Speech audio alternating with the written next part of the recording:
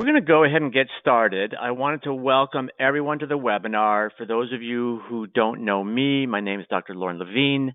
I moderate and host these webinars. As usual, we've got great turnout. That's because we have great speakers and great content. Close to 700 people registered. I hope that everyone is, as usual, staying healthy and safe out there. As always, I commend you for being here tonight, continuing your dental education, certainly our profession has gone through some ups and downs over the last few years. No argument about that. But the need for the education never stopped. And of course, you all know that you're here. I'm only going to speak for a couple of minutes just to do a little bit of housekeeping. Dr. Madrigal is going to have a really good presentation. I want to give him all the time that he needs as well. We also want to leave time at the end for questions. Most of you have been on these webinars in the past. If you haven't been, or if you're first time, on your screen, you have a GoToWebinar control panel where you can just type in your questions. We obviously cannot take verbal questions when we've got 500-600 people on the call, but we try to get to all the written questions. If we're running short on time, I will often combine some of those questions together. I do my best to get to all of them. If I don't, I apologize, but typically we can get to all the questions before the end of the webinar. Over the next few days, watch for a few things. First off, you will get an email or send something where you can download the recording. All the webinars are recorded, so in case you can't make it to the end or you get distracted, don't worry. You can watch it at your convenience. During the webinar, Dr. Madrigal is going to be showing some products and systems that he uses, which are exclusive to TDSC and DenMat. I want to thank TDSC for their sponsorship of the webinar this evening. They're the ones that bring in great speakers like Dr. Madrigal. They're the ones that help decide what the content's going to be. They're also the ones that handle the CE. I get a lot of questions and concerns about the CE. I'll do my best to sort of give you the explanation now, and I'll remind people a couple times before the end of the webinar as well. If you are on the webinar and you stay on the webinar, you will be sent automatically a CE certificate. That can take a number of days. It comes from DenMat, typically up to about a week or so. If you haven't received it, say within a week or so, then let me know. I'll be happy to follow up with them as well. There's nothing you need to do other than to be here on the webinar. There's no quiz, there's no registration, there's no survey. Nothing like that. When you're done, you log out. I am able to track who logged in and when you logged in, when you logged out. You have to have been here for the bulk of the webinar. We sometimes get people who, come on for about 6 minutes and then they don't understand why they didn't get the CE. The other thing, the last webinar I did, it was kind of weird. This first time it's happened to me. It happened with two different people that said, hey, I called in for the webinar, but I never got the CE and I didn't have any record of them actually registering. This is a visual webinar. There's a PowerPoint, and if you don't see something on your screen, you're not logged in. Calling in the phone number is the same number that everybody has. There's no way for us to track that. So you should have had some type of link. And again, if you can see something on your screen, then you are logged in. And I never understood why people would say, well, I called in and I could hear it. I mean, to me, that's like going to a movie with your eyes closed, but whatever. But we have no way of tracking that. We also have no way of tracking if you watch the recording afterwards. It's just free to download and watch at your convenience. So you have to have been here live. And again, if you're hearing this now, then I'm preaching to the choir. You already know all of this. The recording usually goes out within a few days. The CE, like I said, can take about a week or so. So with that out of the way, once again, we are thrilled to have Dr. Madrigal back. He is a restorative and implant dentist. He has dental practices both here in California and in Mexico. He graduated from University of La Salle in Lyon, where he got his DDS. He is a faculty member of the American Academy of Implant Dentistry. He's a member of the American Academy of Cosmetic Dentistry. He is a world-recognized lecturer. He presents both here in the U.S., internationally, on just a wide range of subjects, implant dentistry, laser technology, which we're going to talk about this evening, clinical photography, minimally invasive veneers, soft tissue management. I mean, it's a wide range. He's one of those dentists that just believes that paying attention to the little details is what separates good and great cases. So, Dr. Madrigal, we are thrilled to have you back and looking forward to the presentation. Sounds good. Thank you, Dr. Levine, and thank you everyone for joining us today. We are going to go over this subject, which is diode lasers, and how it has really become an essential tool in a modern practice. So the use of lasers, it's becoming more and more common in our practices. And the reason for that is because not only are they very useful for our patients, but they're also, it makes the office very profitable. So today we're going to do the first part of a three-part webinar series that we're going to be focusing on. And today's part is going to be focused on soft tissue management, periodontal disease, and also systemic diseases. So how we can use the laser to diminish periodontal disease in order to make sure that our patients have an overall better systemic health. So the objectives for today's webinar is going to be to discuss the fundamentals of diode lasers, how we can use them for soft tissue management. That means that the lasers we're going to be talking about today they're really just for soft tissue. We're not talking about any hard tissues. You're not going to be cutting any bone. You're not going to be damaging any teeth. These lasers that we're going to be using today, the diode lasers, are really for soft tissue only, which is great because you don't have to worry about cutting any tooth or damaging any tooth structure whenever you're just cutting tissue. And we're going to talk about how we can implement those in periodontal disease management, which is huge in really every office. You know, the ADA tells us that from 60 to 70% of our adult patients have periodontal disease. So it's a growing population, as we know, and it's definitely something that we need to use the latest technology in order for us to be able to tackle this problem as fast as we can and as effective as we can for our patients. This goes hand in hand with how when we're using the latest technology, we're going to be able to reduce chair time. And if we reduce chair time, that's just going to increase profits. So by us integrating these lasers in our office, we're going to show you how we can reduce chair time, increase profits, and just make your office flow a little bit better.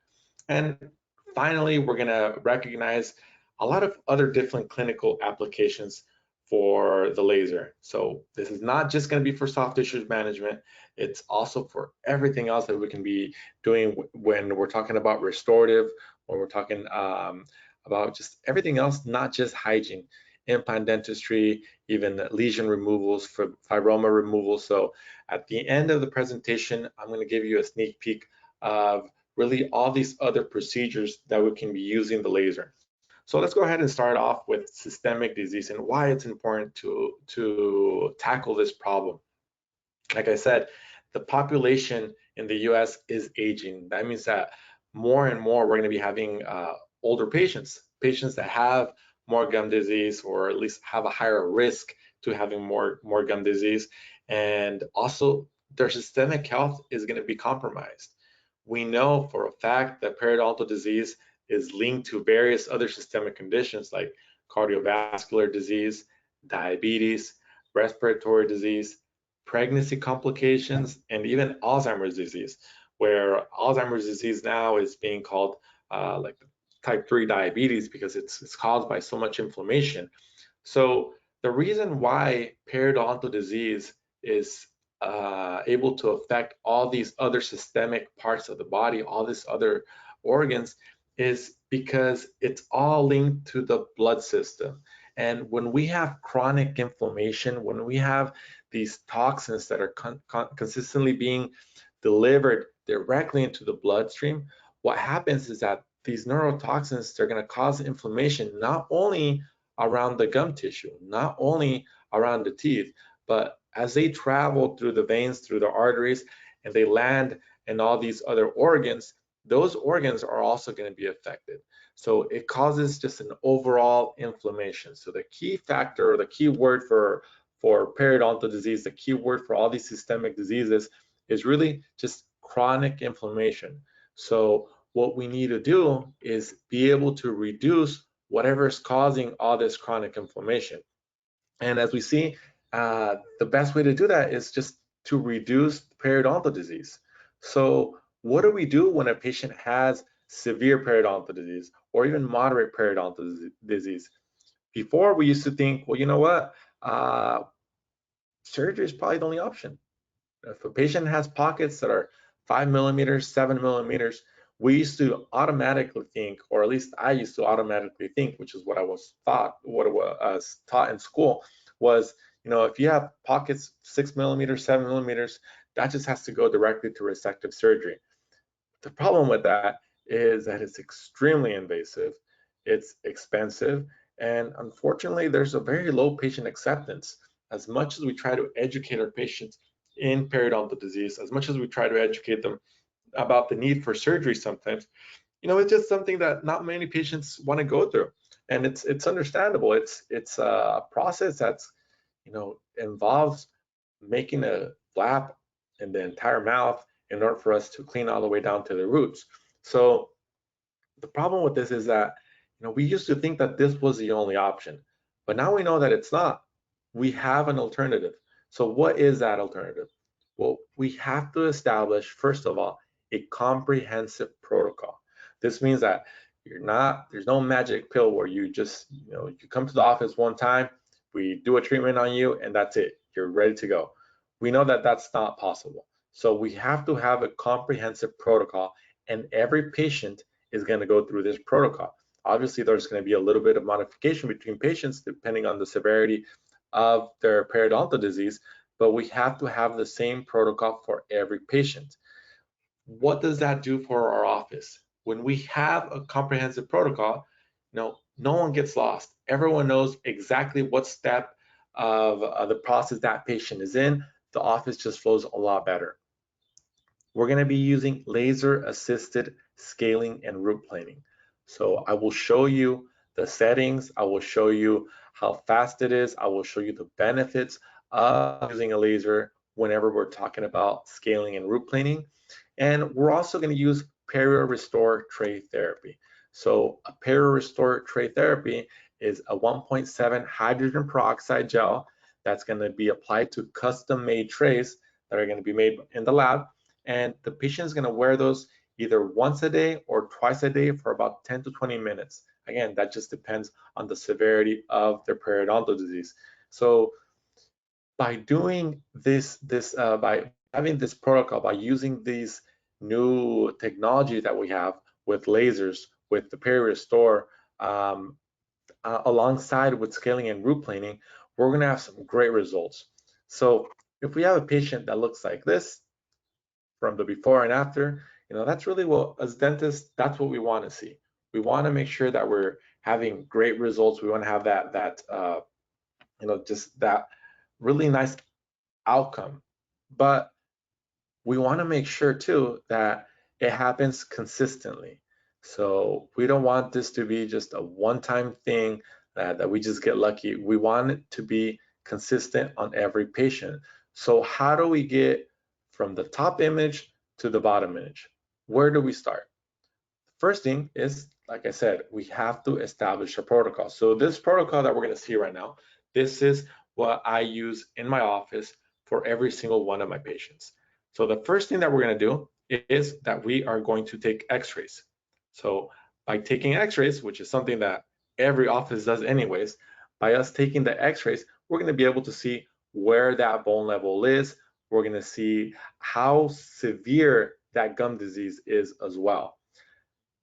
Next, we want to take an intraoral scan or PVS impression, because with this PVS impression or this intraoral scan, the lab is going to make us those perio-restore trays. That's going to be followed by laser-assisted SRPs. The patient then comes back and we give them the perio-restore trays, and they're going to use those at home. And finally, we want to have periodontal maintenance appointments, which is super important, because if the patient is not maintaining their teeth, we know that we can only do so much for them. Let's say we get all the calculus off, we make sure that they go out of our office nice and clean, there's not even a speck of plaque left in their teeth. If the patient goes home and they're not emotionally invested in their own treatment, if they're not flossing, if they're not using the water pick, if they're not brushing correctly, it doesn't matter how much work we do in our office. we know for a fact that our treatment is going to fail because, most of the time, the patient is not going to be in our office. Every single day out of the year, the patient's really not going to be in our office. Maybe 4 times a year if the patient has periodontal maintenance appointments, but it's really not very, really not very effective if the patient is not taking care of their own teeth. So that is another reason why the PeriRestore take-home trays help a lot, because it gives them something to do every single day. It gives them a little bit of accountability, and it also makes them emotionally invested in their treatment. And we're going to be talking about that a little bit more in a few slides. So let's just go over the protocol one more time. First step, we take x-rays. Next, we do an intraoral scan. So that's really probably the protocol that most offices already have anyways, just for new patients. But that's going to be followed now by scaling and root planing using the laser. And I'll show you every step that we do with that. The patient then comes back to receive their PeriRestore trays, and then we just follow up with their periodontal maintenance appointments. So step one, we just take a scan or we take a PVS impression. This scan or this impression is then sent to the lab, and the lab will make us those custom-made trays where the patient is going to put the PeriRestore gel, and they're going to be using it every day. So let's move forward now to the scaling and root planing with the laser. So laser-assisted scaling and root planing has 3 steps. So the first step, we're going to use the laser. Next step, we're going to do scaling and root planing. And third step and final step, we're going to use the laser one more time. So step 1, laser. The laser is going to reduce the bacterial count around the teeth. So what we're going to do is we're going to use a laser, and we're going to go around every single tooth, just back, forth, back and forth, back and forth, and then to the next tooth. So we really spend about maybe 2 seconds per tooth, 3 seconds per tooth.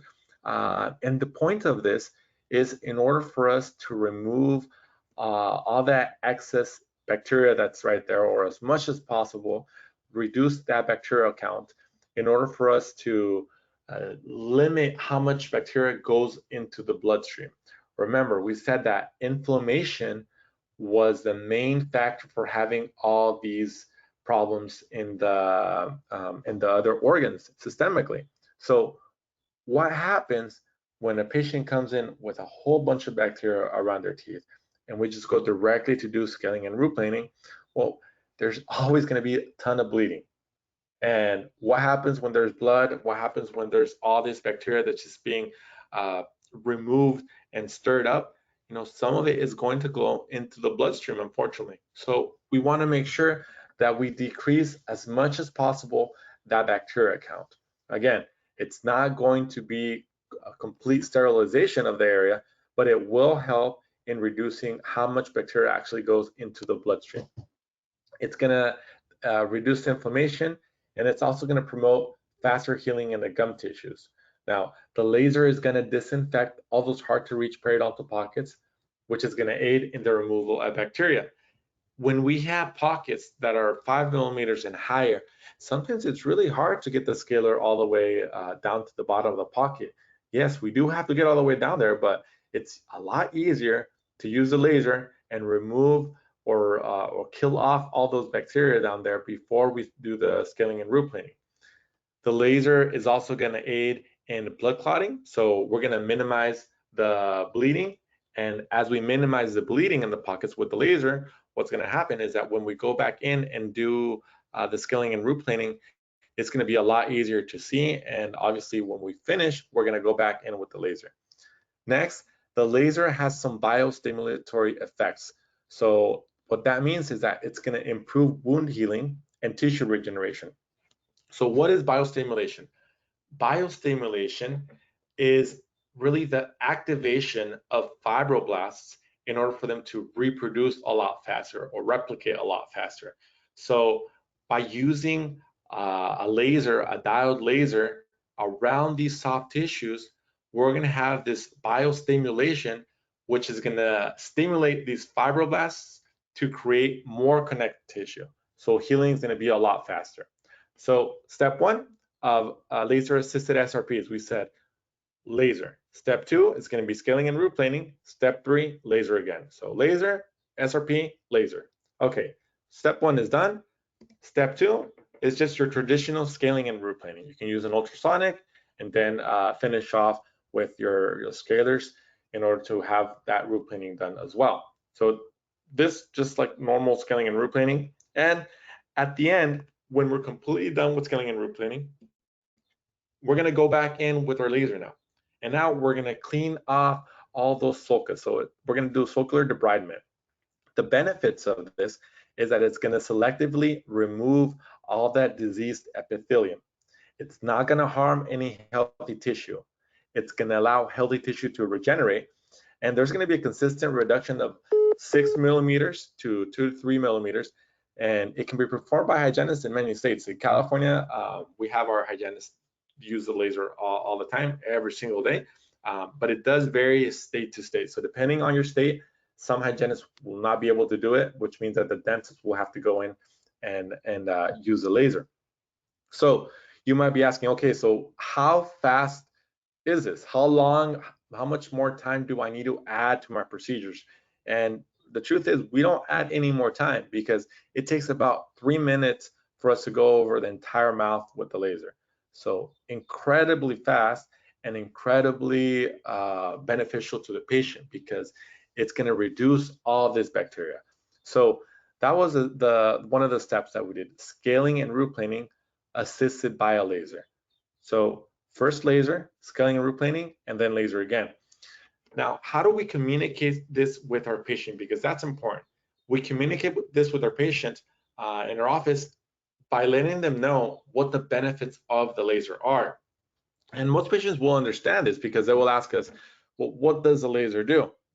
Then we'll tell them, all right, well, we know that periodontal disease is an infection. So you have an infection around your gums. You have an infection around your teeth in your gums. So that infection is caused by all this bacteria. Now, let's think about other times when you have an infection. Let's say you get sick. If you have an infection, you feel sick, you get a fever, right? So why do we get fevers when we have infections? We get fevers because bacteria are very temperature specific and our body increases the temperature in order for those bacteria to not be able to survive. So fevers are good for us because they'll actually kill off the bacteria. So when we're sick and our body creates a fever by heating up, by increasing the temperature, what happens is that those bacteria die. So that is the same thing we're doing around your teeth. We're creating localized mini fevers around your tooth in order to kill off that bacteria. Now, this isn't gonna burn you, this isn't gonna damage you, it's not gonna hurt, it's painless. What it does do is it raises the temperature just high enough in order for those bacteria to die. And that is what we wanna do. We wanna create localized fevers around every single one of your teeth in order to eliminate this infection that you have in your teeth. Now, when we put it to the patients that way, they really understand and they pretty much accept the treatment. Usually we have about 75% of patients will accept treatment when we present it to them like that. So what are the other benefits of the laser? Well, we said that laser therapy will eliminate the bacteria. It's also going to reduce the bacterial load in periodontal pockets before we even start the scaling and root planing. It's going to reduce the inflammation and produce and promote healing. And it's going to disinfect all those hard to reach periodontal pockets because we know that the light of the laser will actually go deep down into the pocket and kill off any of those bacteria. How does this do it? How does this happen? Well, we have to understand too that the laser energy, it's a light. So that light will be able to travel through the sulcus. It'll be able to travel through that crevicular fluid. And one thing to note is that that laser energy will have a higher affinity for pigmentation. So that means that if we have an area that's very dark, very pigmented, that has a lot of bacteria, that's diseased epithelium, that's not healthy epithelium, it's going to be darker. And by it being darker, that laser energy will actually have a higher affinity to it, and it will target it, killing off those bacteria a lot faster. It's going to also aid in blood clotting by aiding in blood clotting, we're going to minimize the bleeding during treatment, which means that we can have same day treatment, that the patient can go directly from hygiene over to the restorative dentist, and we can go ahead and start treatment that same day without worrying about all that blood. It also helps us whenever we're talking about crown prep. So if we have a crown prep and there's just a lot of interproximal bleeding, I know we've all had those interproximal deep pockets where the crown is just so deep in there and there's blood everywhere.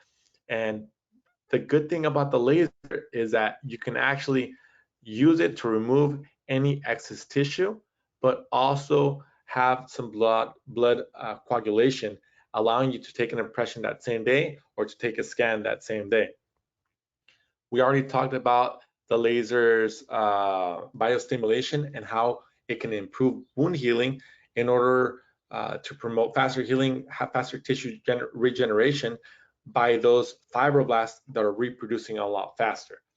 Okay, so I know that was a lot, but we went already through the first main part, which is laser-assisted therapy. So laser-assisted SRPs. What's next? We already took a scan, so on the next appointment, which is usually within a month, because we want to have the patient come back in order for us to check them to make sure that they're doing everything right, that they're keeping their teeth nice and clean, that they're brushing, flossing, or using the water pick.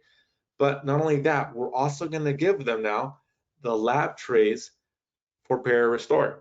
So the lab will make us these PeriRestore trays. And what is this? So most of you have probably heard about PeriRestore or hydrogen peroxide gels being used in the mouth in order to kill off bacteria. But how exactly do these PeriRestore trays work?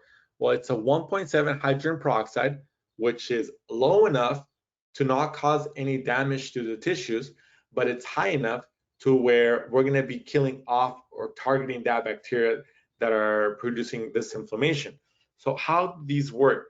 We're going to have the impression sent to the lab, and then it will make us these trays with a little bit of these reservoirs. So these custom trays will have the reservoirs, and then the PeriRestore gel will go in them, in the reservoirs, and they will target all those deep pockets. By having this direct, intimate contact from the PeriRestore gel and the pockets, all that gel is going to be able to seep down into the sulcus, killing off these bacteria. So by the bacteria being killed off, that's going to decrease the inflammation. The gums are actually going to start receding a little bit, or not receding, but they're not going to be so inflamed anymore. So it's going to be easier the next day and the next day and the next day and the next day as it goes further and further, because there's not going to be any more inflammation. The inflammation is going to start decreasing. Remember, we already removed all that plaque buildup, all that hard calculus that was causing this inflammation to begin with. So now it's just a matter of us having the patient use the PeriRestore gels in order for them to kill off this bacteria every day. And we see that we have great reduction in pocket depth after we're using the PeriRestore gel in conjunction with SRPs. So by following this protocol, we can go from here to here. So this was the day of cementation, the day of delivery. We see that we have, the papilla that's filling in right there. And overall, we have a great foundation now. So the patient is able to smile with confidence, and we know that our restorations are going to last a long time because they have the right foundation. So this is a 3-year follow-up. We see that the tissue is still nice and healthy. The patient's flossing using the water pick, and overall, we're just having great communication with her because now she knows how she needs to take care of her teeth, of her gums. So we were able to do this because we had the patient become emotionally invested in their own treatment. When you communicate that to the patient, when you allow them to participate, then it just makes not only treatment acceptance, case acceptance a lot easier, but also the long-term maintenance just becomes a no-brainer. Next, let's talk about a little bit about periodontal disease and other systemic diseases like diabetes. So how does this happen? We know that we said chronic inflammation is the main factor for all these diseases, but what happens is, like we said, that we have these neurotoxins going into the bloodstream consistently. So that's going to make the diabetes a lot worse. We know that an uncontrolled diabetic patient will have damaged blood vessels and nerves, which in turn make the periodontal disease worse, which in turn makes the diabetes worse, and it just becomes a vicious cycle. Everyone knows about the periodontal disease in pregnancy, how we can have a low birth weight, even a lot of other sicknesses that can come, diseases that can come to the baby whenever we have a mother that has periodontal disease. We know that especially pregnant women, they have a higher risk of periodontal disease because the hormones are causing more and more inflammation. So we need to make sure, especially in women that are pregnant, that we're addressing their periodontal disease concern, that we're addressing their risk. And the great thing is that the PeriRestore gels is going to be able to be used on these patients without any harm to the baby. You know, we are reducing those bacteria, so it's actually going to control oral infections during pregnancy, which is going to be beneficial to the patients and also beneficial to the baby. Periodontal disease also affects cardiovascular risks, and it's the same thing that we spoke about with diabetes, where we have all these neurotoxins. They're just going all over the place, going to all the organs, causing this chronic inflammation everywhere, and it leads to higher risk for strokes, heart disease, and just overall systemic health just decreases whenever we have periodontal disease that's active. So this is something that we need to communicate with our patients and let them know all these links, you know, that the mouth is not just one isolated area, that what we do in the mouth will have an effect or repercussion in the entire body. All right, so now let's see a real life case and what can we accomplish when we establish this protocol, when we follow this protocol. So we have a patient right here. This is Claudia. Claudia came to my office because she was told that she needed to remove all her teeth and she wanted to get an all-on-X done, all-on-4 done, both top and bottom. Severe periodontal disease. We have pockets about 9 millimeters, 10 millimeters throughout the mouth. And the thing about this patient is that she was ready for treatment. She came to us and she was ready to accept treatment already. She actually had the money already for the all-on-X for both top and bottom.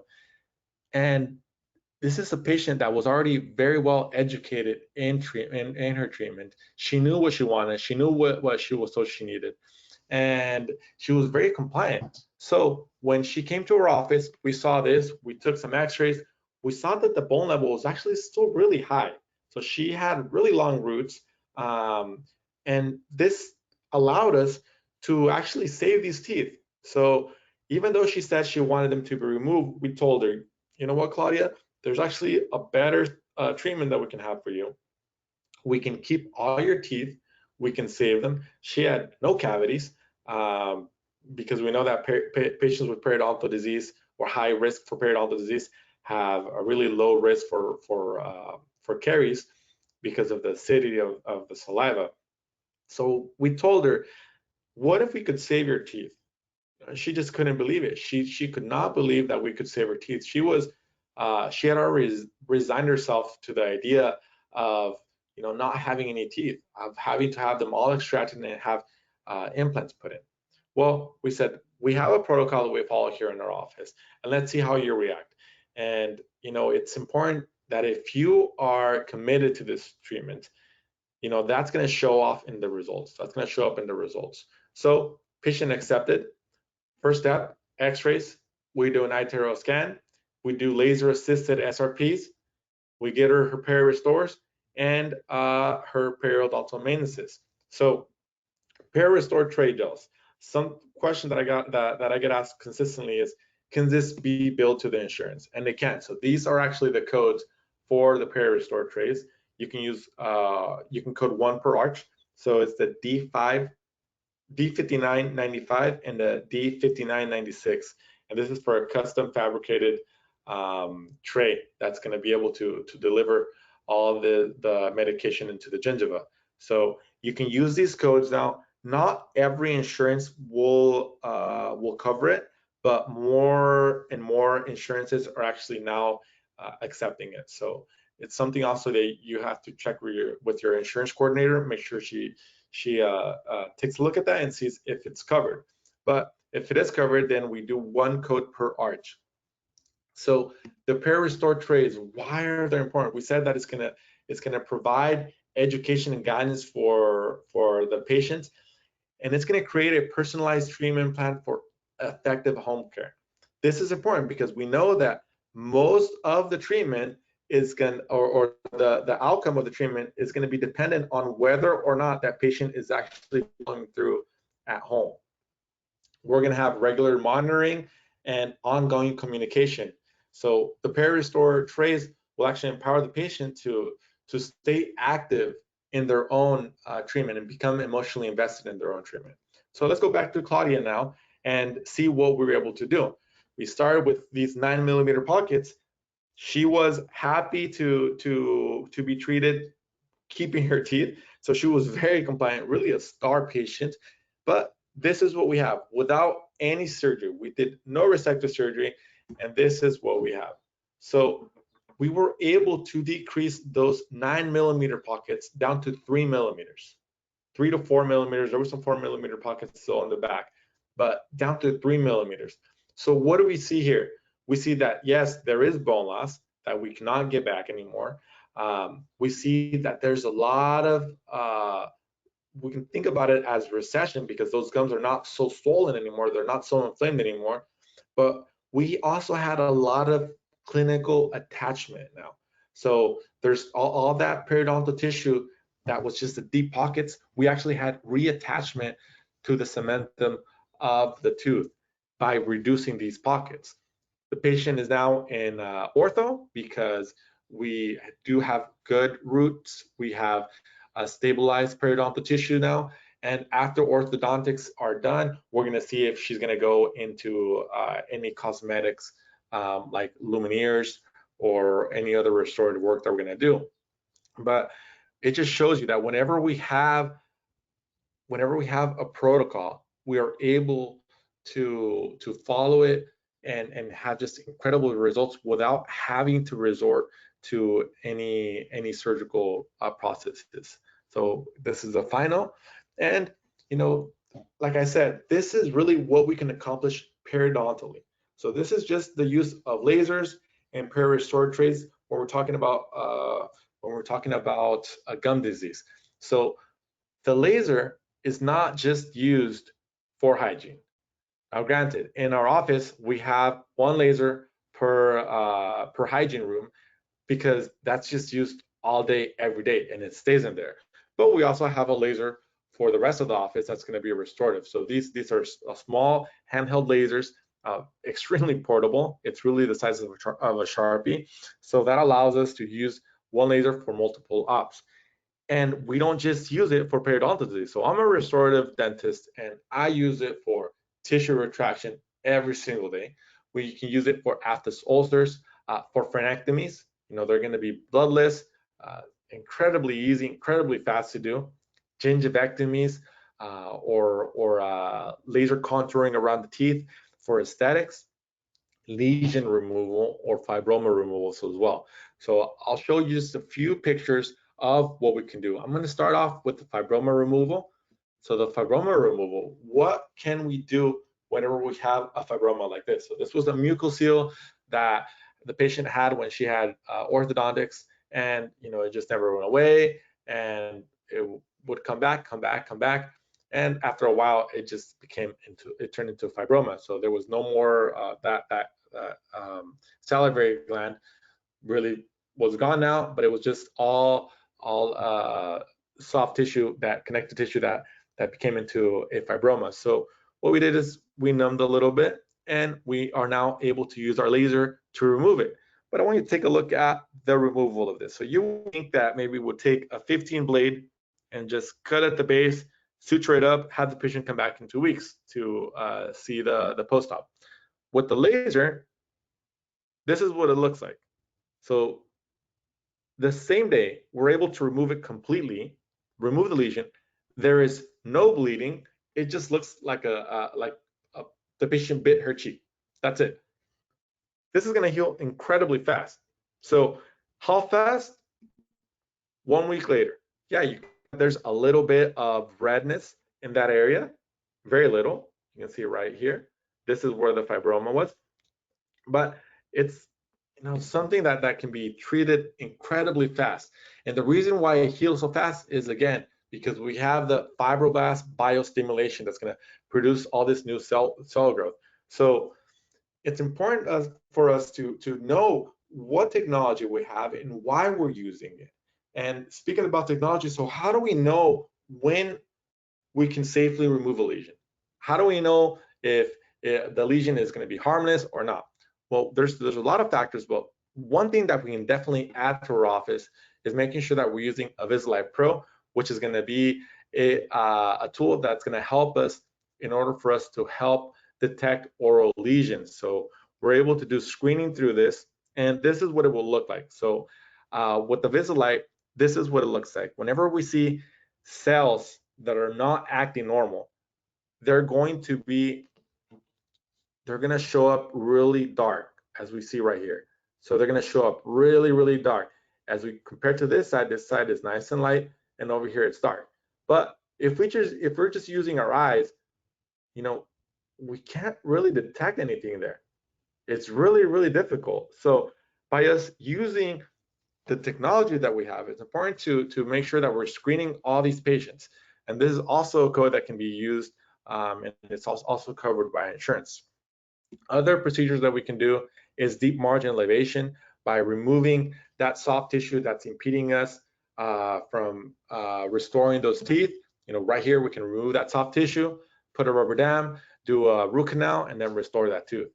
We can do tooth uncovery too, like if a patient has those either cuspids or laterals that will just not come out because it's the soft tissue is just too dense right there. We can just take a laser and remove that. Class 5 restorations, whenever they're subgingival, we can take off the tissue very precisely, very, very precisely, without having any recession. And it's going to allow us to have no blood right there, allow us to have a dry area to work with, to where we can remove that tooth decay, we can place our bond, and we can be confident that that bond is going to stay really for a long time, because it's in a dry area. It's not being contaminated by saliva. And probably the one that is my favorite, which is because I use it every day, is going to be laser troughing. So we're using laser troughing, especially when we're doing multiple restorations like here. If we're thinking about placing a cord here on every single tooth, I know that is just a huge pain. So for me, whenever I place cord right here, a case like this will take me probably like 30 minutes, maybe 20 minutes of placing cord. And then if we're scanning, we can see our margins. But if we're taking an impression and we take off the impression and for some reason it doesn't come out right, well, what happens? All those cords came out with our impression. And now it's time to put them back in. We have a lot of bleeding, and it just takes a whole bunch of time. So by using the laser, we can decrease chair time. And if you take a look at that tooth number 7, so how would you put a cord down in there? It is just impossible. So with the laser, we don't have to remove horizontal tissue. We can just remove that vertical tissue, just that nice separation, create a nice separation in order to give the lab a margin.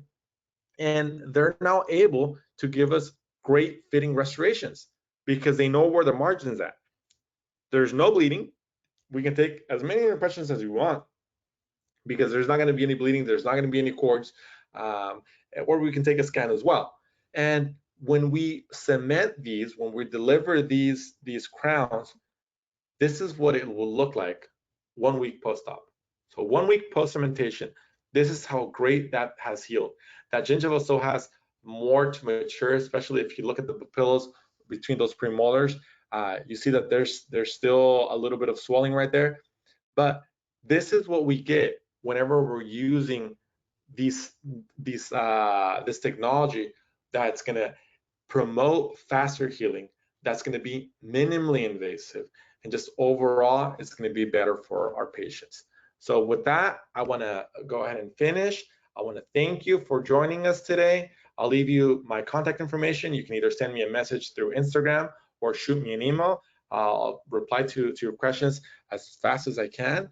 And again, I know 45 minutes is just not enough time to go over everything, but hopefully we'll continue with the next webinars to go a little bit more in depth into treatments, how we use a laser for these treatments, and what else we can do to ensure that we are giving our patients the best care possible.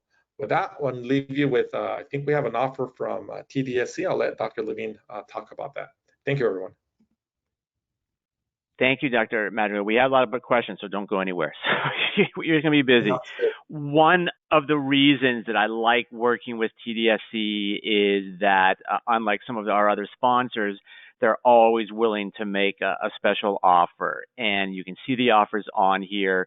Again, this is I think when the email goes out with the recording, it'll have this information as well. But if you use the code DENMAT when you're checking out, with either one of these, you're going to get 10% off. And then there's an additional 10% as well for the NV Pro 3, as well as for the Sol portable laser. So those are pretty good deals, and I would highly recommend you take advantage of those. As you can see on the screen, those offers are good through August the 4th. Don't call them August the 5th and expect to get the deal. They're pretty consistent with that, but it's definitely worth checking out. As a reminder, I know some of you may not have been here at the beginning. The webinar was recorded. That recording should be sent out in the next few days.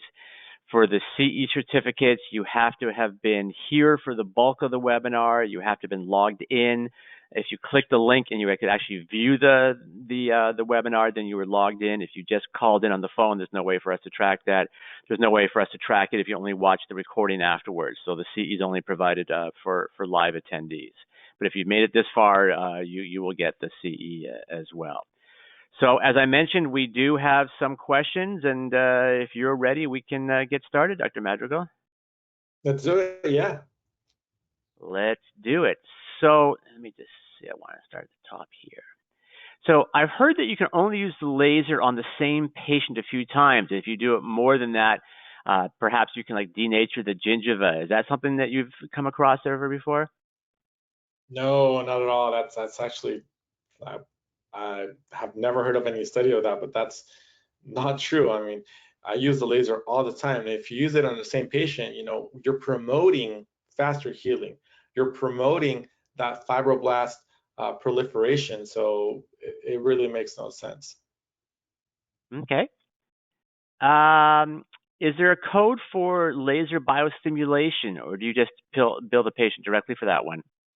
There is not. There's no code. That's really more like a side effect. Biostimulation is really more of a side effect, because it's really because when you're doing the laser either decontamination or you're doing laser troughing, biostimulation is a side effect. Let's say you remove a lesion. You're removing the lesion and you charge the patient for that lesion. Now, a side effect of that is that since you're using the laser rather than a scalpel, you have this biostimulation as well. But no, there's not something you can charge for them. Okay. There's probably 5 or 6 questions here about the settings. What power settings are you using for soft tissue debridement before and after scaling and root planing? Let's see what else. What power level watch do you have it for laser SRP? What settings have you found that works well? What are the power settings? So a lot of people are interested in that. The laser that I use is going to be, let me see if there's a picture of it right here. Here it is. Okay, so actually, can you guys see that right there? Yeah, we can see it. The laser that I use is called the NV Pro 3. So the NB Pro 3 laser actually has some preset settings. So by having the preset settings, you'll have the wattage and you have the entire settings right here that will already be preset for you. So it will depend on what laser you're using. I use about 1 watt whenever I'm using laser decontamination. Whenever I'm cutting tissue, I'll usually go to 1.4 on a continuous wave. But it will depend a lot on your laser, on what type of laser you're using. Got it. Okay. Hope that makes sense. Do you know approximately? I know obviously it depends on who you get it through, but the Perio Protect. Do you know approximately what the price is for one of those tubes? I know that there's pricing that can definitely be given to you by Denmat. I don't know off the top of my Yeah. head. I would call my manager for that one. But Yeah, I would it's just call really your DenMat rep. it is fairly inexpensive. Okay. Is the gel safe to use on teeth with prostheses like gold or amalgam or stainless steel crowns? Any chemical reactions that could occur with those? Completely safe. It's really just hydrogen peroxide gel. So no, it will not harm any restorations at all. Okay. After you've done that first treatment with the laser, approximately how long before you're probing? Right, when are you starting restorative treatment after the scaling and root planing? So for restorative treatment, especially in the anterior, I want to wait at least until that first maintenance appointment is done. We want to make sure that the patient is nice and healthy and they have a nice foundation. Okay. Um, how do you decide to do a gingivectomy with a laser on a tooth? If you're removing only keratinized tissue, doesn't it grow back again? So whenever you're doing laser or not crown linking, but gingivectomy, we want to make sure that first we numb the patient and then we probe all the way down to the bone. So we're probing to the bone and we want to have enough free gingiva. So that means that that the biological space is going to be 3 millimeters. So we have 2 millimeters of connective tissue or attached tissue, and then 1 millimeter at least of detached. So as long as we have more than 3 millimeters, then we can go ahead and do the gingivectomy with confidence that it's not going to come back. If we have less than those 3 millimeters from bone all the way to the top of the gingiva, then we're going to have to do a hard tissue crown lengthening. Got it. Yep. I imagine this is probably a state by state issue, but are there certain states where hygienists can use the lasers? And do they need to be certified if that's the case? And how do they get training for something like that? Yeah, it is. It is a state by state. California will allow hygienists to use the laser. So in my office, all my hygienists, they're the ones that use the laser for hygiene. I don't have to go in there at all. So as long as I'm in the office, they can go ahead and use that laser. I did just get a message from my manager. It's $85 per tray for the Para Restore trays. Okay.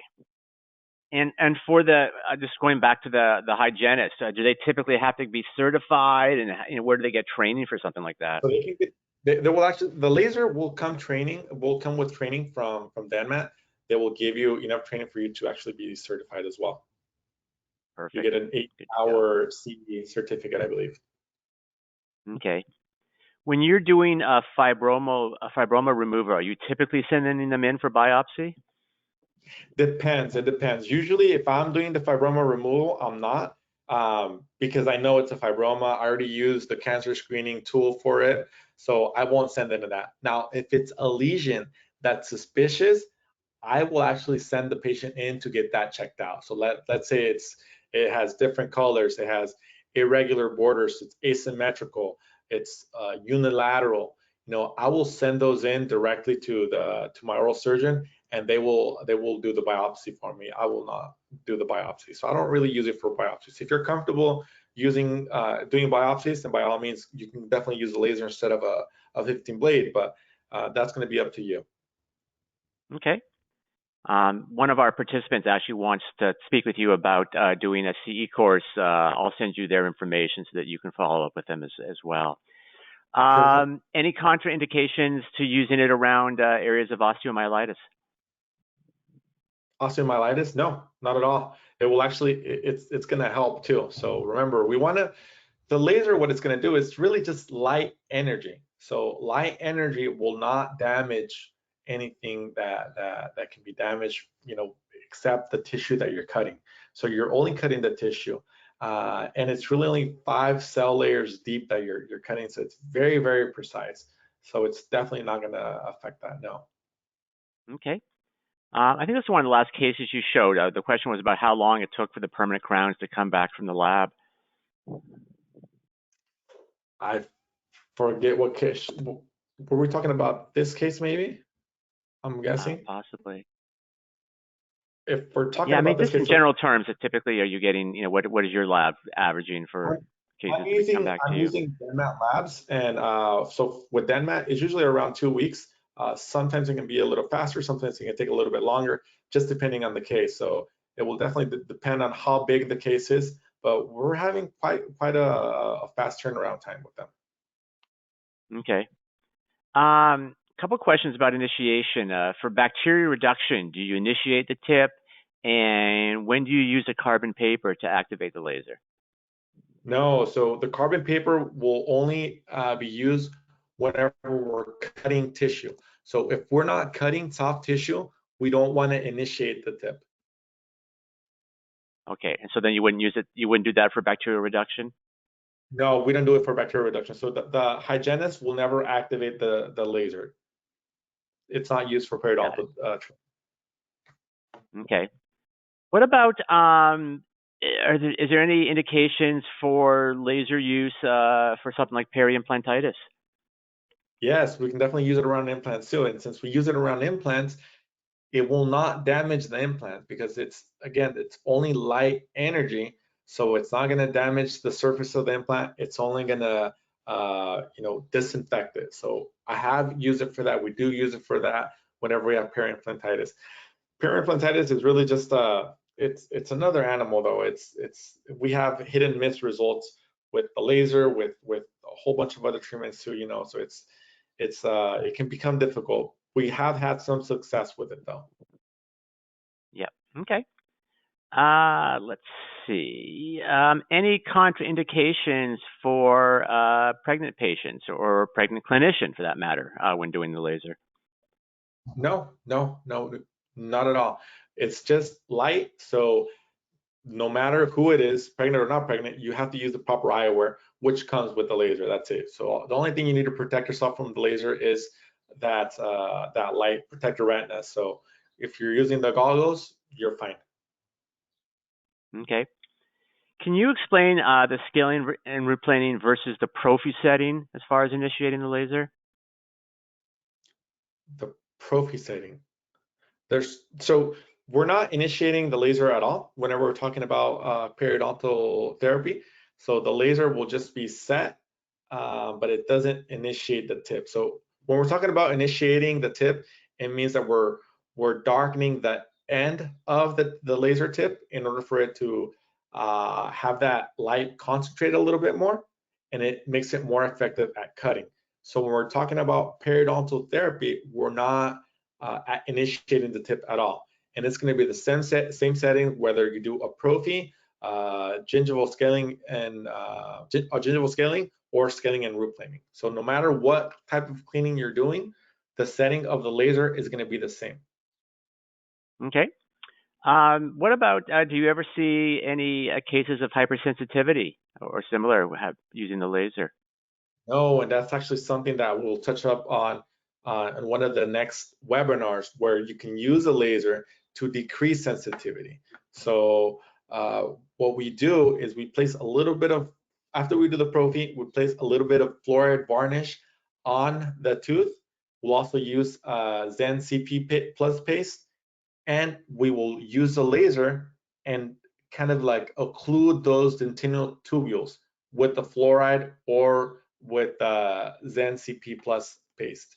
So we can actually decrease sensitivity with the laser. Okay. why are you doing the laser twice? Like you're doing it before scaling root planing, you do the scaling root planing, and then you use it again afterwards? Yeah, so the first time we do it to decrease the bacterial count before we start our scaling and root planing, just because we want to reduce as much bacteria as possible before we stir everything up and it's all going into the bloodstream. The second time we do it is to remove all that dead epithelial tissue that's left right there, to kind of just clean everything up and also kill off the bacteria that are still remaining there. That being said, the reason why we do it twice too is just because it's really fast. It takes about 3 minutes to do a full arch, or the full mouth, sorry. So it's really fast. It's really it does no harm to do it before, and it does a great benefit. Okay. The gel, is it by prescription, or you just buy it directly through Denmat or whoever? You buy it directly. Yes. It Okay. comes in little tubules, and you can give them to your patients or sell them to your patients. It comes in a pack of 6. Okay. We had a couple questions about what you charge for the trays. I don't want to get into that because I think there's always a concern about price fixing. Do you know, because I think you mentioned the trays is around $85. Do you know, because you probably work with a lot of offices around the country, do you know what the typical office is typically charging for a tray, give or take? Obviously, like I said, it's obviously going to be more in California than it is in So Kentucky. anywhere from 350 to 450. I know some DSOs charge up to 500 per arch. So you're talking about what, 600, 700 to $1,000 per arch, per mouth. Okay. Um, you said there's no hypersensitivity. Are there some adverse effects that you typically might see, if you're not using it properly, or just all your experience, or what are the downsides? No, the only downside would be if you use it incorrectly in the anterior sector and you're cutting off just too much tissue.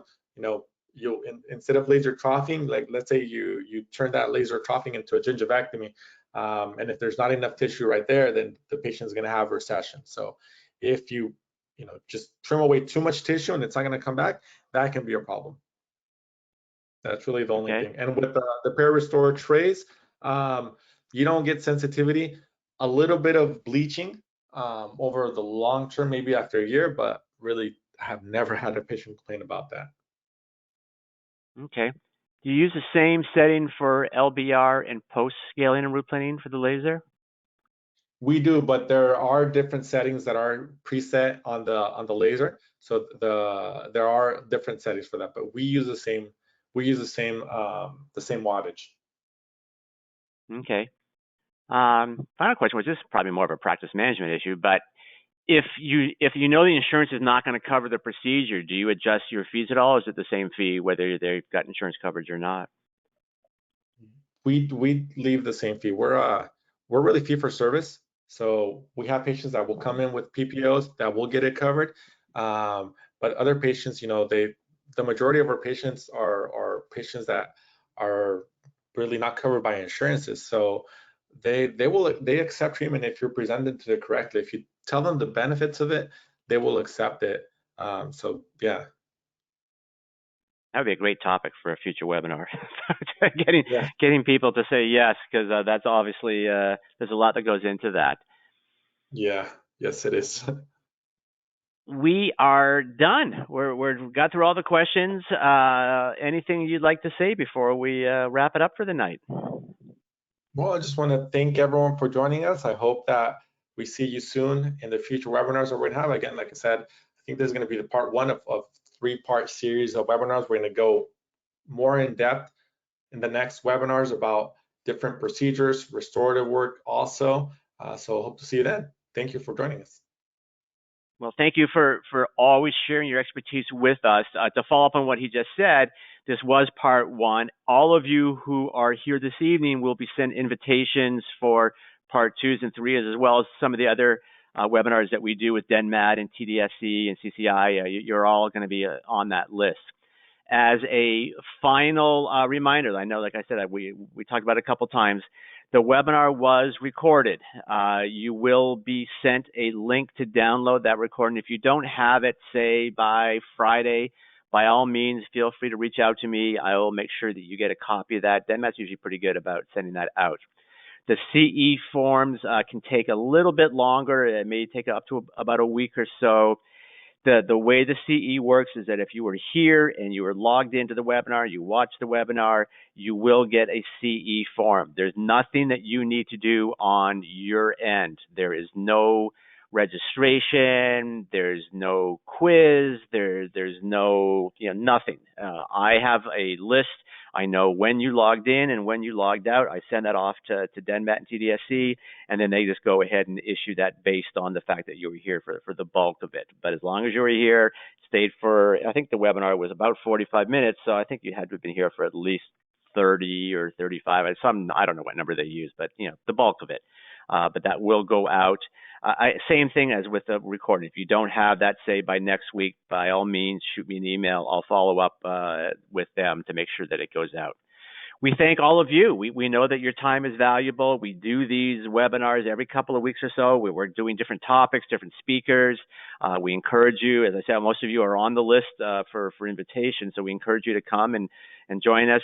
As a final reminder, as I said, that's one of the reasons we love working with TDSC and DenMat, is that they have these great specials, and you can see that if you use the DenMat code, you get 10%, and plus there's an additional 10% if you're getting the NV Pro 3 or the Sol portable laser. If you're not really sure, you've got the information at the bottom there. You can call them with any questions at that 888 number, or email them at support@tdsc.com. Let them know you were on the webinar and have some questions, and they will be able to answer that for you. So thank you all for joining us.